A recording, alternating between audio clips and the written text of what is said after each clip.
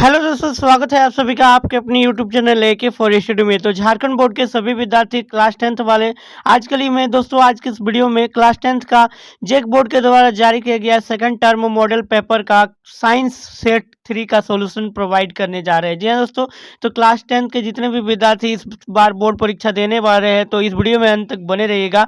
आज की इस वीडियो में आप सभी को क्लास 10th के साइंस विज्ञान का सेट 3 का कंप्लीट सॉल्यूशन मिलने वाला है। आपको इसमें ट्रिक भी बता देंगे कि आपको किस प्रकार से एग्जाम में जो कि आपका सब्जेक्टिव क्वेश्चन का आंसर करना होता है ताकि आपका एक भी मार्क्स नहीं कटेगा।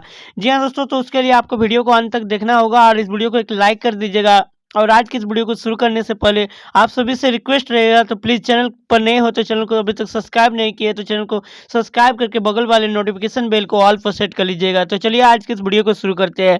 तो दोस्तों इससे पहले बता दूं कि इससे पहले हम लोग क्लास 10th का बहुत सारा सेट जैसे कि सेट 1 सेट 2 का सॉल्यूशन कर दिया है और साथ में सिर्फ साइंस ही नहीं बल्कि हिंदी इंग्लिश बहुत सारे सब्जेक्ट का सॉल्यूशन ऑलरेडी कंप्लीट कर दिया है। तो उन सारे वीडियो को नहीं देखे हैं तो आप लोग मेरे चैनल के प्लेलिस्ट या फिर चैनल पर जाकर जरूर विजिट कीजिएगा। आप सभी को सारे के सारे वीडियो देखने को मिल जाएगा। तो चलिए वीडियो में अंत तक बने रहिएगा। आज का ये वीडियो बहुत ही खास बहुत ही इंपॉर्टेंट होने वाला है क्लास 10th वालों के लिए। तो देखिए दोस्तों, मॉडल पेपर जारी किया गया है। ये क्लास 10th का सब्जेक्टिव क्वेश्चन के लिए हम लोग देखेंगे विज्ञान साइंस के सेट 3 को। इससे पहले सेट 1 सेट 2 का कंप्लीट सॉल्यूशन आप सभी को मिल गया है और साथ में पीडीएफ भी प्रोवाइड कर दी है। और इस वीडियो का अपलोड होने के बाद एक दिन बाद आपको पीडीएफ भी इसका मिल जाएगा। और जितने भी क्वेश्चन है दोस्तों ये हैंड राइटिंग क्वेश्चन है आप सभी के लिए। आपके एग्जाम में किस प्रकार से शॉर्ट क्वेश्चन लॉन्ग क्वेश्चन का आंसर किया जाता है ताकि आपका मार्क्स नहीं कटेगा। तो चलिए आपको फुल में फुल मार्क्स मिलेगा, इसके लिए आप लोग ध्यान से देखिएगा और एक एक चीज़ को समझ लीजिएगा ताकि आपको किसी भी क्वेश्चन को रटना नहीं पड़ेगा और याद करने का नौबत ही नहीं आएगा। आप समझ के रखिएगा तो खुद से भी लिख सकते हैं। तो चलिए पहला नंबर क्वेश्चन देखिएगा सेट 3 जो कि विज्ञान का अति लघु उत्तरीय प्रश्न है दोस्तों। विभवांतर का एसआई इकाई क्या है, मतलब एसआई मात्रक पूछा दोस्तों विभवांतर का। और उस उपकरण का नाम बताइए जो चालक के टर्मिनल के बीच विभवांतर को बनाए रखने में मदद करता है। तो दोस्तों इसका आंसर हो जाएगा आपका वोल्ट वी। और चालक के बीच जो कि किसी भी चालक के टर्मिनल के बीच विभवांतर को बनाए रखने में मदद कौन करता है, तो ये आपका सेल मदद करता है दोस्तों, जिससे हम लोग बैटरी कहते हैं। तो इसका आंसर हो जाएगा, आप लोग याद कीजिएगा। इसको क्वेश्चन नंबर 2 देखिएगा। एमीटर का प्रयोग कौन सी भौतिक राशियों में की जाती है। तो एमीटर आप लोग जानते हैं दोस्तों ये क्या होता है, विद्युत धारा का एसआई मात्रक। तो इसे विद्युत परिपथ में किस तरह संयोजित किया जाता है, तो ये आपका विद्युत धारा को मापने के लिए यूज किया जाता है एमीटर, तो विद्युत धारा के मापने के लिए। और इसे विद्युत धारा में श्रेणी क्रम में संयोजित किया जाता है, इसे भी याद रखिएगा क्योंकि एक साथ दो क्वेश्चन कॉम्बिनेशन में था। चलिए नेक्स्ट सवाल देखिएगा। सोल्डर जो एक मिश्र धातु है वो किन किन धातुओं से मिलकर बना होता है। ये आपका धातु और अधातु चैप्टर से लिया गया सवाल है, बहुत ही फेमस और बहुत ही इंपॉर्टेंट सवाल है। सीसा एवं टीन के जो मिश्र धातु को हम लोग किस नाम से जानते हैं दोस्तों, वो आपका सोल्डर। तो इसे याद रखिएगा, ये क्वेश्चन आपका एग्जाम में पूछा जाने वाला है। नेक्स्ट सवाल देखिएगा 4 नंबर। निम्नलिखित में से कौन से यौगिक समजातीय श्रेणी के यौगिक होंगे। समजातीय श्रेणी, जी हाँ दोस्तों, मतलब जो एक ही जात में आते हैं। जैसे यहाँ पर आप सभी देख सकते हैं CH4 और C2H6, ये दोनों जो कि एक ही जात में आते हैं। जी हाँ दोस्तों, कैसे अब आप लोग को दिखाते हैं। देखिए CH4 को तोड़ेंगे हम लोग तो क्या पाएंगे कि देखिए कार्बन और हाइड्रोजन के बीच ओनली सिंगल बॉन्ड बना है। देखिए कार्बन हाइड्रोजन के बीच सिंगल बॉन्ड बनाया है और एक ही कार्बन से ये मीथेन यानी कि एल्केन ग्रुप है। और जब इसको C2H4 को तोड़ेंगे तो इसको भी तोड़ के आपको दिखाते हैं। 2 गो कार्बन है, C2 मीन्स 2 गो कार्बन और H4 यानी कि इधर आपका एगो H और इधर आपका H, यहाँ पर 2 गो H और इधर 4 गो H है। तो यहाँ पर लेकिन कार्बन के पास 4 बॉन्ड कंप्लीट होना चाहिए कार्बन में। तो यहाँ एक बॉन्ड है, यहाँ एक बॉन्ड, 2 बॉन्ड और यहाँ 3 बॉन्ड और यहाँ 4 बॉन्ड, यानी कि यहाँ पर डबल बॉन्ड आ गया। डबल बॉन्ड वाले को क्या बोलते हैं, एल्कीन ग्रुप में। तो ये आपका तो एल्कीन ये दूसरा हो गया। अब इसको तोड़ के देख लेते हैं। C2H6 क्या बन रहा है, देखिए कार्बन सिंगल बॉन्ड। उसके बाद इधर हम लोग 3 को जोड़ देंगे हाइड्रोजन, क्योंकि हाइड्रोजन 6 गो है ना, तो और इधर 3 को हम लोग हाइड्रोजन जोड़ देंगे। एकदम कंप्लीट आपको पूरे विस्तार के साथ बता रहे हैं, तो प्लीज़ वीडियो में अंत तक बने रहेगा, आपको एक एक चीज़ समझा दूंगा। तो यहाँ पर देखिए दोस्तों कार्बन के बीच सिंगल बॉन्ड बना। सिंगल बॉन्ड जब बनता है तो कौन सा ग्रुप में होते हैं, तो एल्केन, यानी कि आपका CH4 और C2H6 जो कि क्या है, ये एल्केन है। ये आपका मीथेन है और ये आपका इथेन है। तो एक ही समजातीय श्रेणी में तो ये दोनों हो जाएगा इसका आंसर। इस प्रकार से आप लोग इन सारे प्रश्नों का उत्तर देना है। चलिए क्वेश्चन नंबर 5 देखिएगा दोस्तों, स्त्रियों और पुरुषों में पाए जाने वाले लिंग गुणसूत्र कौन कौन से हैं। तो देखिए दोस्तों, स्त्रियों में कौन से गुणसूत्र पाए जाते हैं, तो एक्स एक्स, और पुरुषों में कौन से गुणसूत्र पाए जाते हैं, तो एक्स वाई। याद रखिएगा, इसी के मदद से क्या होता है, मनुष्य में लिंग का निर्धारण होता है। तो चलिए नेक्स्ट क्वेश्चन देखिएगा दोस्तों, क्वेश्चन नंबर 6, पारितंत्र के अजैव घटक का उदाहरण दे। तो पारितंत्र मतलब जो पूरा पर्यावरण, जो हम लोग का पूरा ब्रह्मांड, मतलब पूरा पर्यावरण जो हम लोग अपने चारों तरफ देखते हैं, तो उसमें अजैव घटक, अजैव करने का मतलब होता है जो अजैव है, यानी कि जो जीवित नहीं है दोस्तों, लेकिन वो घटक जो अजैव होते हैं, तो जैसे जल हो गया, आपका खनिज हो गया, प्रकाश हो गया, तापमान, ये सब जीवित नहीं होते हैं, लेकिन बहुत ही जरूरी घटक होते हैं पर्यावरण के लिए। क्वेश्चन नंबर 7 देखिएगा, प्रत्येक पोषी स्तर पर उपलब्ध कार्बनिक पदार्थ का कितना प्रतिशत अगले स्तर पर पहुंचता है। तो कार्बन का कितना प्रत्येक पोषी स्तर पर उपलब्ध कार्बनिक पदार्थ कितना प्रतिशत पहुंचता है, तो याद रखिएगा 10%, 10% पहुंचता है दोस्तों। नेक्स्ट क्वेश्चन बहुत ही इंपॉर्टेंट, देखिएगा ध्यान से, नीचे दिखाए गए दो तारों P और Q में से किसका प्रतिरोध अधिक है और क्यों। तो देखिए, एक तार यहाँ पर आप सभी को दिखाया गया है P, और यहाँ पर इस तरह से देख सकते हैं इस फोटो में, ये एक P है एक तार, और यहाँ पर एक Q है, ठीक है। तो यहाँ इसका लेंथ देख सकते हैं और इसका लेंथ देख सकते हैं, और इसका एरिया A है, और इसका क्षेत्रफल यानी कि क्षेत्रफल A इसका मतलब आधा है दोस्तों। ये जितना है ना, अगर ये 4 है तो इसका ये 2 हो गया, लेकिन इसका लंबाई बढ़ा दिया है, तो किसका बोला है कि प्रतिरोध ज़्यादा होगा। तो हम लोग प्रतिरोध के नियम से हम लोग जानते हैं क्या होता है, यहाँ पर आप सभी देख सकते हैं, दिखाए गए तारों में से Q का प्रतिरोध अधिक होगा। क्यों? क्योंकि तार Q के अनुप्रस्थ काट का क्षेत्रफल तार P से आधा है, और प्रतिरोध अनुप्रस्थ काट के क्षेत्रफल के व्युत्क्रमानुपाती होता है, अतः तार Q का प्रतिरोध अधिक होगा। चलिए नेक्स्ट सवाल देखिएगा दोस्तों, क्वेश्चन नंबर 9 इंपॉर्टेंट सवाल है, चुंबक के क्षेत्र की एसआई मात्रक लिखे।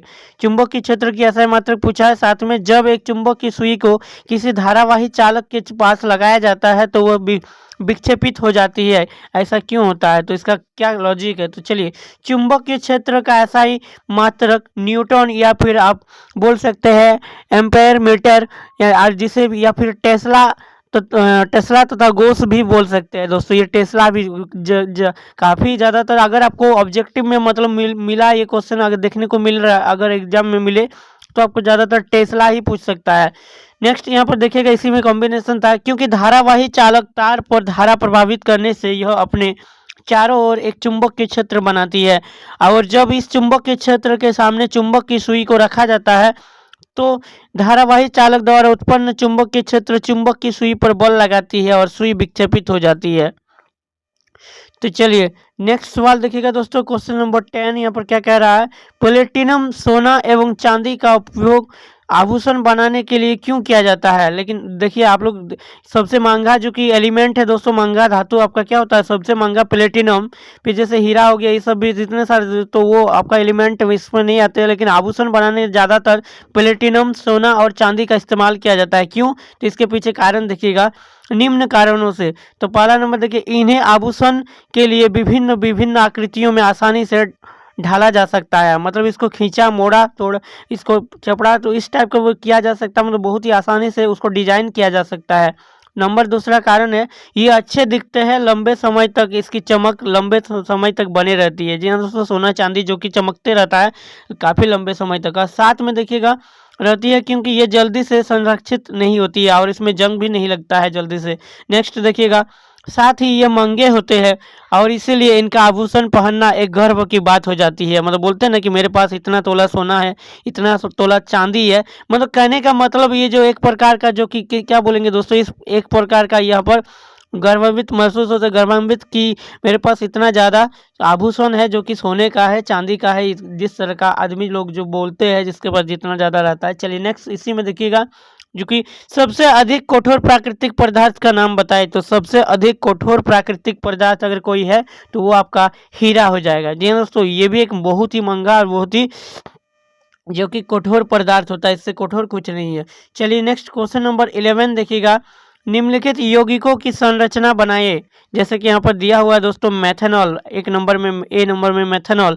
तो मेथनॉल को इसका जो फार्मूला होता है CH3OH, इसमें कौन सा समूह जुड़ा हुआ है, कार्यात्मक समूह, तो ये आपका एल्कोहल है। तो इसको किस प्रकार से कार्बन, देखिए तोड़िएगा जब भी इस तरह के पहले इसका तो सारा का सारा आपको फॉर्मू जो कि रासायनिक सूत्र याद होना चाहिए। रासायनिक नाम दिया रहेगा तो रासायनिक सूत्र आपको अगर याद है तो आप बड़े ही आसानी से लिख सकते हैं, सही इसका संरचना बना सकते हैं। देखिए कार्बन 1 है, हाइड्रोजन कितना है 4 है, यहाँ पर सॉरी हाइड्रोजन 3 है और OH समूह 1 है, तो OH कहीं पर ई साइड जोड़िए या फिर ई साइड जोड़िए या इधर जोड़िए, और इसी को हम लोग क्या कहते हैं मिथेनॉल, क्योंकि यहाँ पर अल्कोहल ग्रुप जुड़ा हुआ है। चलिए नेक्स्ट देखिएगा इसी में फॉर्मेल्डिहाइड। फॉर्मेल्डिहाइड का क्या होता है दोस्तों CH2O। तो CH2O को किस प्रकार से तोड़ा जाता है, यहाँ पर फिगर में देख सकते हैं कार्बन 1, उसके बाद एल्डिहाइड समूह यहाँ पर जुड़ा हुआ है और 2 का हाइड्रोजन इसके साथ जुड़ा है, कार्बन का 4 बॉन्ड बना दिया है। चलिए नेक्स्ट इसी में देखिएगा एसिटिक अम्ल। एसिटिक अम्ल का C2H4O2 बोलिए या फिर CH3COOH, इसका जो कि रासायनिक फॉर्मूले होते हैं या केमिकल फार्मूला में इस प्रकार से इसको हम लोग तोड़ सकते हैं एसिटिक एसिड को। इसको आप लोग आसानी से 1-2 बार प्रैक्टिस कर लीजिएगा, हो जाएगा। क्वेश्चन नंबर 12, क्या होगा यदि हम एक पोषी स्तर के सभी जीवों को समाप्त कर दें। पोषी स्तर के सभी जीवों को समाप्त कर देने पर क्या होगा, तो ध्यान से देखिएगा। किसी आहार श्रृंखला के एक पोषी स्तर के सभी जीवों को समाप्त कर देने पर पारिस्थितिक संतुलन बिगड़ जाएगा। जी हाँ दोस्तों, मतलब जो जैसे कि हम लोग खाते हैं दोस्तों मछली, लेकिन मछली क्या खाते हैं कीड़ा मकोड़ा, और कीड़ा मकोड़ा भी क्या खाते हैं उससे भी छोटा कीड़ा मकोड़ा, मतलब एक दूसरे को हम लोग खाने का आहार श्रृंखला, हम लोग जितने भी जीवित प्राणी है क्या है दोस्तों आहार श्रृंखला है, खाद्य श्रृंखला जिसको बोलेंगे, संतुलन बिगड़ जाएगा। और आहार श्रृंखला में प्रत्येक पोषी स्तर एक दूसरे से आहार से वन से जुड़ा है। जी हाँ दोस्तों, एक दूसरे पर डिपेंडेंट है। जैसे पेड़ पौधा से फल फूल जो फसलें होते हैं उन्हें हम लोग खाते हैं, लेकिन जो पेड़ पौधा भी कुछ ना कुछ चीज़ खाते हैं वो क्या है, तो इस प्रकार से एक दूसरे का पोषी स्तर, तो इससे संतुलन बिगड़ जाएगा या प्राकृतिक आपदाएं घटने लगेगा। जैसे अतः एक पोषी स्तर के सभी जीवों का समाप्त कर देने से आहार श्रृंखला का क्रम टूट जाएगा और जिससे खाद्य श्रृंखला में ऊर्जा का प्रवाह रुक जाएगा तथा पर्यावरण ये समस्या उत्पन्न होगी। तो इसे आप लोग याद कीजिएगा और अपनी भाषा से इसे लिख दीजिएगा। क्वेश्चन नंबर 13 देखिएगा, आप कचरा प्रबंधन की समस्या कम करने में क्या योगदान दे सकते हैं। मतलब कचरा को किस प्रकार से रोका जा सकता है, किन्हीं 2 तरीकों का वर्णन कीजिए। तो ये बहुत ईजी सवाल है, इन्हें आप लोग बना सकते हैं। तो चलिए यहाँ पर किस प्रकार से लिखिएगा ध्यान दीजिए। हम निम्न तरीकों का उपयोग करेंगे, जैसा कि अजैव निम्नीकरण, ये अपशिष्ट पदार्थों का पुनः चक्रण के बाद पुनः उपयोग करना। जैसे कि अजैव निम्नीकरण कहने का मतलब है कि वैसा पदार्थ, वैसा चीज जो कि ना तो आसानी से वो मिट्टी में मिलता है, मतलब उसका रूप चेंज नहीं होता है दोस्तों, वो ना ही गलता है ना ही सड़ता है। तो वो जैसे कि प्लास्टिक हो गया, तो इस तरह का चीज़ों का पुनः रिसाइकल करेंगे दोस्तों, रिसाइकल करके दोबारा उसे नया करेंगे। तो इससे हम लोग क्या पर्यावरण का जो कि इस प्रकार का क्षति से रोका जा सकता है। दूसरी नंबर अजैव निम्नीकरण, ये पदार्थों का कम से कम उपयोग करना, यानी कि प्लास्टिक जैसे चीज़ों का कम से कम उपयोग करेंगे। और तीसरा नंबर पॉइंट अजैव एवं जैव निम्नीकरण, ये पदार्थों को अलग अलग कूड़ेदान में डालना। मतलब अजैव को अलग और जैव वाले को अलग। जैव करने का मतलब जैव निम्नीकरण, ये जो अपशिष्ट पदार्थ जो कि मिट्टी में मिल जाते हैं एकदम बिल्कुल। और चौथा नंबर देखिएगा जनसंख्या नियंत्रण, जितना ज़्यादा लोग रहेगा उतना ज़्यादा प्लास्टिक, उतना ज़्यादा चीज सामानों का इस्तेमाल होगा, जिसके कारण से इस तरह का समस्या झेलना पड़ सकता है। चलिए और यहाँ पर 5वां नियम देखिएगा, घरेलू कचरों एवं अन्य अपघटनशील पदार्थों से कंपोस्ट बना सकते हैं। कंपोस्ट बना सकते हैं, जो भी कचरा उससे कुछ नया चीज़ बना दीजिए। देखिए शहरों में भूमि भराव के लिए ठोस कचरे का प्रयोग किया जाता है। जैसे कि शहरों में क्या होता है, बड़ा बड़ा सिटी जो वहाँ पर भूमि जो जहाँ पर ढलान वाला भूमि रहता है वहाँ पर भरने के लिए कचरा का इस्तेमाल किया जाता है। और जैव निम्नीकरण, ये पदार्थों से बायोगैस तथा खाद का उत्पाद करके, मतलब जैव निम्नीकरण जितने भी पदार्थ है उससे क्या करेंगे, बायोगैस जो कि आपका बनता है वो करके। उसके बाद क्वेश्चन नंबर 14 देखिएगा, एकल जीव द्वारा उपार्जित लक्षण सामान्यतः अगली पीढ़ी में वंशानुगत नहीं होते हैं। क्यों, तो ये बहुत ही इंपॉर्टेंट सवाल है। देखिए क्योंकि उपार्जित लक्षण वे लक्षण होते हैं जो जीव अपने जीवन काल में ग्रहण करता है, जैसे मांसपेशियों का बढ़ना व्यायाम से, और दूसरा नंबर लंबे नाखून। तो इस तरह का जो लक्षण होते हैं, ये लक्षण किस प्रकार से होते हैं, देखिए ये लक्षण अगली पीढ़ी में वंशानुगत बहुत कम होते हैं, क्योंकि ऐसे लक्षण जनन कोशिकाओं के जीन पर उपस्थित नहीं हो पाता है, जिसके कारण से ये वंशज पर नहीं टिके रहते हैं। नेक्स्ट क्वेश्चन बहुत ही इंपॉर्टेंट और वीवीआई क्वेश्चन, इस क्वेश्चन को आप लोग जरूर पढ़ लीजिएगा। ये क्वेश्चन आपके एग्जाम में डेफिनेटली आ सकते हैं दोस्तों। देखिए ओम का नियम लिखिए और इसका सत्यापन कीजिए। ओम का नियम लिखना बोले है और इसका फॉर्मूला जो कि इसका प्रूफ करने बोला है। तो ओम का नियम क्या है, देखिए नियत ताप पर किसी चालक के सिरों के बीच का विभवांतर उसमें प्रवाहित विद्युत धारा के समानुपाती होता है। यानी कि हम लोग कह सकते हैं भी समानुपाती आई। भी क्या है दोस्तों, यहाँ पर विभवांतर, और आई क्या है आपका विद्युत धारा। और भी इक्वल टू आई आर, इसे हम लोग लिख सकते हैं वेयर, जहाँ आप लोग देख सकते हैं आर इक्वल टू नियतांक है और भी आपका विभवांतर, आई विद्युत धारा है, यहाँ पर लिख दिया गया है। और सत्यापन इस फार्मूले को किस प्रकार से प्रूव किया गया है, तो सत्यापन देखिएगा यहाँ पर। देखिए क्या ओम का नियम, नियत ताप पर किसी चालक के सिरों के बीच का विभवांतर, तो नियत किसी चालक के सिरों के बीच का विभवांतर, देखिए विभवांतर यहाँ पर आप फोटो में देख सकते हैं। तो माना एक परिपथ में बैटरी कुंजी के प्रतिरोध आर, एमीटर ए, वोल्टमीटर भी तथा परिवर्तित प्रतिरोध आर एच चित्र अनुसार सजाया गया है। अब जैसे ही परिपथ में कुंजी को ऑन किया गया तो परिपथ में धारा प्रवाहित हुई। एमीटर द्वारा धारा का ए से एवं वोल्ट का यह मीटर द्वारा विभवांतर से अंकित करता है। तो आर एच का मान बदलने पर धारा परिपथ में बदल जाता है और यह प्रक्रिया देखिए दोहराया जाता है। तो प्रत्येक बार भी एवं आई का मान बदल जाता है, परंतु प्रत्येक बार भी एवं आई का अनुपात नियत रहता है। जैसे कि आप लोग यहाँ पर देख सकते हैं भी इक्वल टू आई, जितना बार धारा जब भी वोल्ट विभवांतर अलग रहेगा लेकिन धारा जैसे जैसे चेंज होगा तो ये नियत ही रहता है। यानी कि V by I equal to R, प्रतिरोध सेम रहेगा तो आर इक्वल टू नियतांक, तो भी इक्वल टू आई आर। यहाँ पर जब ये कोना कोनी गुना कर देंगे तो यहाँ पर आप लोग देख सकते हैं। और चलिए यहाँ पर क्वेश्चन नंबर 16 क्या कह रहा है, चार प्रतिरोध 4 ओम, 8 ओम, 12 ओम तथा 6 ओम को कैसे जोड़ा जा सकता है कि कुल प्रतिरोध अधिकतम हो, कुल प्रतिरोध न्यूनतम हो और अधिकतम और न्यूनतम प्रतिरोध की गणना करें श्रेणी क्रम में पार्श्व क्रम में। तो यहाँ पर देख सकते हैं दोस्तों किस प्रकार से उसे जोड़ा जा सकता है।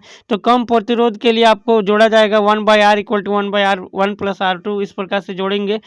और आपका जो कम प्रतिरोध, सबसे कम प्रतिरोध इसी में निकलेगा। यहाँ पर आप लोग देख लीजिएगा इसे। अधिक प्रतिरोध के लिए आपको श्रेणी क्रम में यहाँ पर जोड़ेंगे इस प्रकार से, तभी जाके ये कंप्लीट होगा।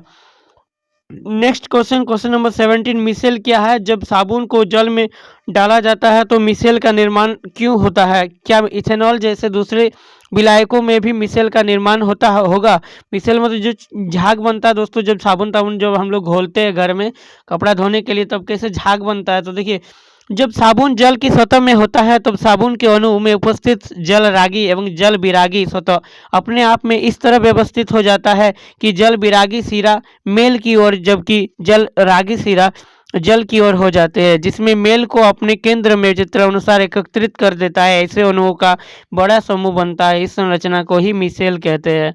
देखिए दोस्तों यहाँ पर आप लोग देख सकते हैं किस प्रकार से झाग बनता है मिसेल, जो कि इथेनॉल जैसे विलायकों में साबुन अणु धुल जाते हैं और मिसेल का निर्माण होता है।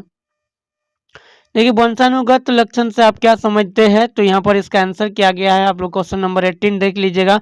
माता पिता से पीढ़ी दर पीढ़ी संरक्षित लक्षण, शायद ये वाला क्वेश्चन आपका मॉडल पेपर सेट 2 में भी आपका इसका आंसर था। साइंस का सेट 2 में आप लोग देख लीजिएगा। मेंडल के प्रयोग से कैसे पता चला कि विभिन्न विकल्पी लक्षण स्वतंत्र रूप से वंशानुगत होते हैं। तो आप लोग इसे पढ़ लीजिएगा, ये बहुत ही आसानी से आप लोग समझ सकते हैं। यहाँ पर सारा का सारा आंसर किया गया है दोस्तों। यहाँ पर आप लोग को एक बार जूम करके इस पीडीएफ को दिखा दो, तो देखिए यहाँ पर मिनिमाइज हो गया था। तो देखिए दोस्तों सारे के सारे यहाँ पर इसका एक्सप्लेन करने का जहाँ तक लगता है नहीं ज़रूरत है, ये वाला एक्सप्लेन कर देता हूँ। क्वेश्चन नंबर 19, अजैव निम्नीकरणीय पदार्थ क्या है। तो देखिए कुछ ऐसे पदार्थ जिनका निम्नीकरण ये सूक्ष्म जीव नहीं कर पाते हैं, मतलब जो पचता नहीं, सड़ता नहीं, ये अजैव निम्नीकरणीय कहलाते हैं। जैसे कि हमारे द्वारा उत्पादित अजैव निम्नीकरणीय कचरे से कौन सी समस्याएं उत्पन्न होती है, ऐसी में क्वेश्चन है।